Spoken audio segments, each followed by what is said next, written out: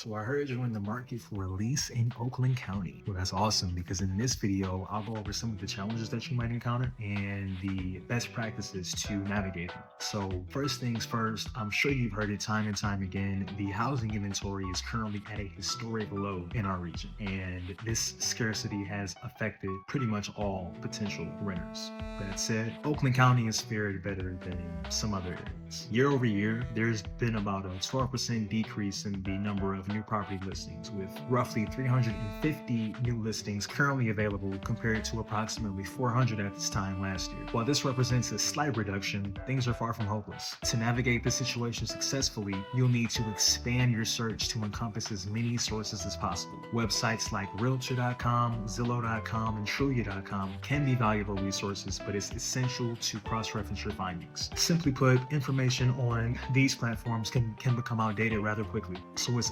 essential that you're diligent in following up with the various sellers if you do choose to go this route. Another important consideration is price. The cost of leasing a home in Oakland County can of course vary significantly depending upon where you want to stay, but on average you can expect to pay 8 to 15% more than you would have around this time last year. The key to navigating these higher prices is to be prepared to negotiate. Many sellers have room for flexibility, especially for properties that have been on the market for a while or have already seen price reductions. Combining your negotiation skills with a good understanding of local rental rates will give you a very powerful advantage. That being said though, your rental experience could take different turns in this unique market. We find ourselves in what's a bit of a hybrid market, where you have a lot of potential buyers holding off due to economic uncertainty, which makes it a bit of a buyer's market. At the same time, the handful of buyers that do enter the market enter a market with limited inventory, so they compete for the same properties,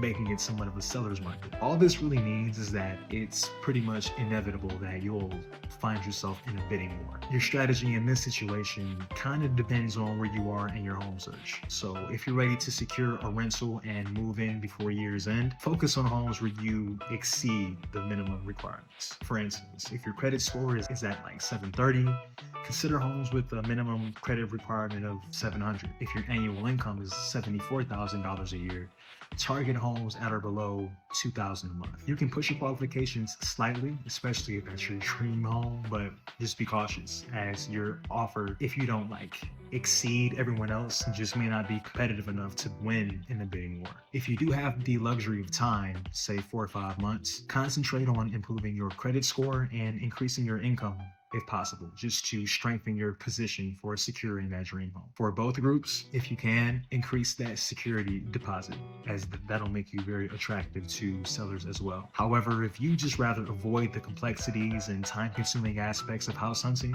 you can just choose to work with a realtor. You don't have time to sift through dozens of homes. You don't have time to run comps on other homes in the area or even figure out what I mean when I say comps. And you certainly have more important things to do than to study the ebbs and flows of the market so that you're sure to make your offer from the best position possible. A realtor is well equipped to do all those things for you, and the best ones offer so much more. In fact, there's one I'd highly recommend for you if you gotta say.